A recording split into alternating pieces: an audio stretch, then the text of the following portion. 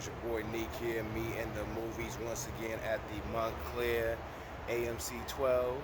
As you see, as we do our little ride, where they catch us a little flick here, you know, catch us a little protege.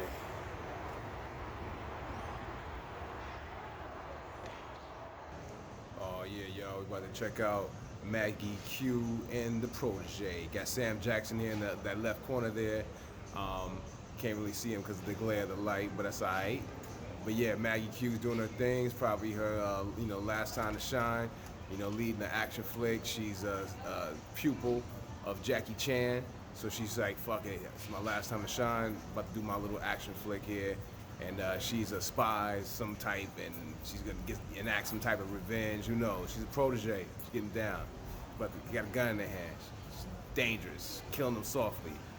I don't know. Without further ado, let's get in there. Check out Maggie Q and the Protege. Got my man Michael Keaton in this joint too. Michael Keaton's been pretty busy last couple years. We like that. We like that. So let's get in there and check out Protege. Got some treats on deck. They coming to me. I got some in my hands, so we're doing the most, y'all. Let's get in there. Here we go, y'all. Theater 9. Taking this mask off. I got my popcorn. They're gonna bring to me in about 10 minutes. Let's get in there for the Protege.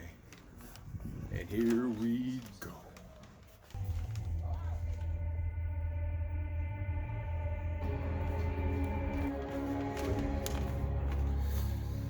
The Protege. The Protege. The Protege. For the thoughts. Protege, the Protege. The Protege, what can I say? I gotta give it one of these. I gotta give it one of these, dude. And I gotta say, it was the script that I didn't really care for. Maggie Q was absolutely fine, but the script was kind of weak because it was a story we kind of seen before. And the terrible thing is, we've seen Sam Jackson play this role before. This was Nick Fury in Captain America: Winter Soldier all day. I mean, I was like, as soon as I saw his character return in the third act, I was like,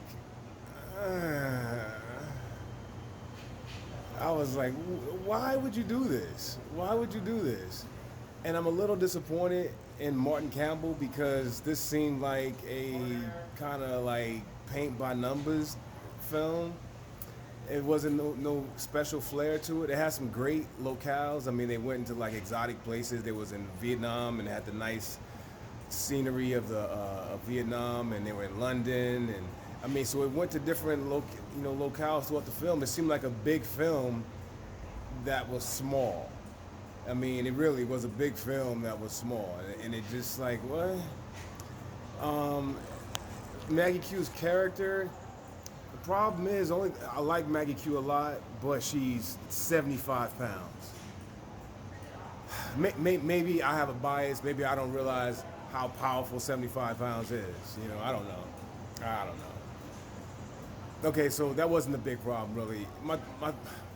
My disappointment again was with Martin Campbell because this movie was told unnecessarily through too many flashbacks, way too many flashbacks. It relied on flashbacks to tell the story.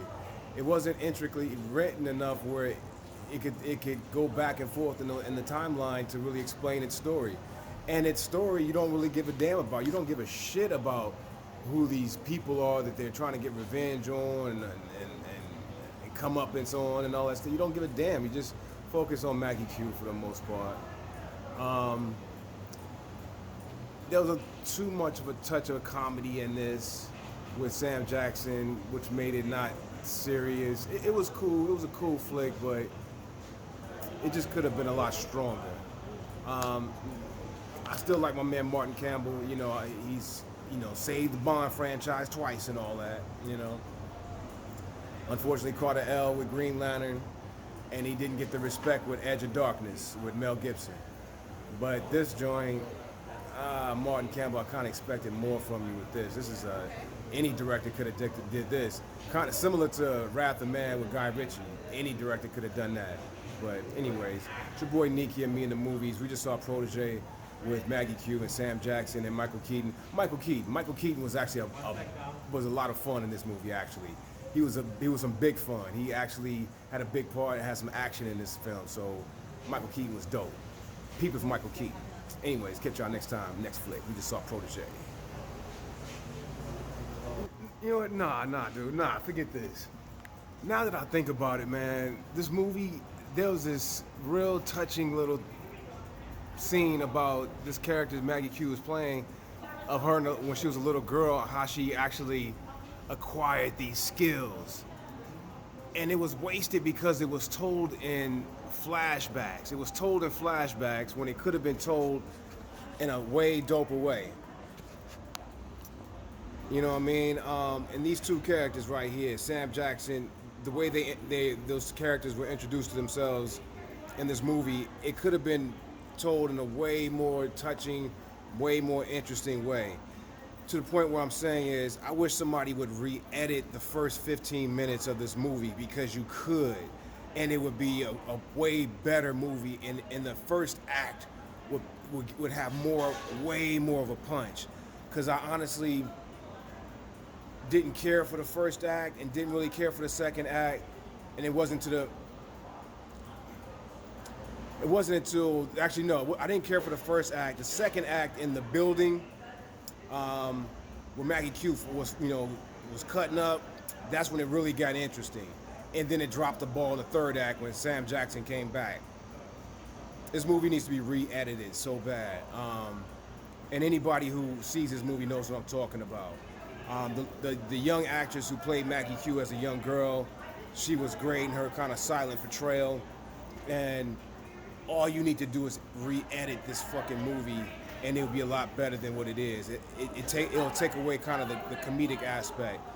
I would temper down some of that Sam Jackson comedy, because that's what you expect from Sam Jackson, and you get exactly what you expect, which is not really good all the time. You know what I mean? It was like, I swear to God, it was like his Nick Fury character mixed with Jules Winfield. It was if when Jules Winfield told Vincent Vega that he wanted to go off and walk the earth. It's as if he reached the end of his journey and wanted to repay his sins, but mix it with some stupid shit that not stupid, but mix it with something you already saw with Nick Fury, and it's like that's what you got with this character, and I'm like. That's why I groaned and I was like, come on, y'all. Don't do this to me. Don't do this to me. Anyway, I had to get that off my chest before I got out of here. The Protege, y'all. I was a little bit disappointed, Martin Campbell, but you still that dude, though. Now we going home to smoke a blunt. I don't know. I don't know.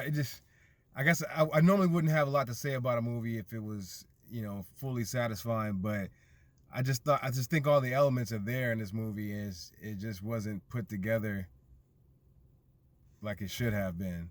Michael Keaton's character should not have gone out the way he supposedly did. He was too enamored with Maggie Q in order to get the job done. But I liked his character a lot. I mean, normally that character would be about a good 30 years younger. But they let an aging man play that role, and I appreciate that. It was dope on Michael Keaton's part. There was this line that Sam Jackson said that just killed me, that just murdered me. I didn't even mind laughing out loud, real loud in the theater. But one day technology gonna fuck us all. That was a beautiful line for such a corny joke. What the catalyst of that line and joke is another reason why I think this movie was kind of sophomoric, and it could have been pulled off in a more mature way. There's a reason why. No, I won't say that. That's being mean, and that's off base. This movie could have been like a female Bond movie in a way.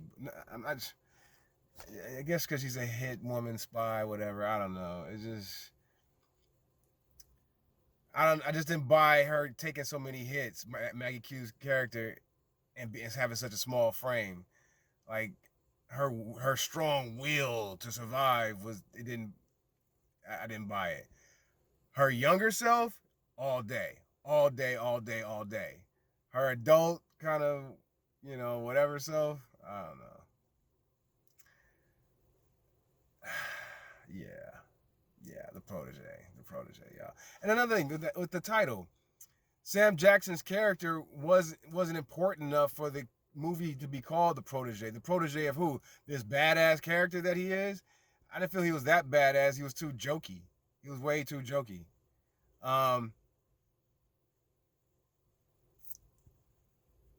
it's funny if I don't know, because it's almost like Denzel should have played that role in a way, but then it'd be like him playing it'd be a spinoff of The Equalizer, which is not a series to be spinning anything off of. It was cool, Flake. Hopefully, I have a better time tomorrow with Hugh Jackman and Reminiscence.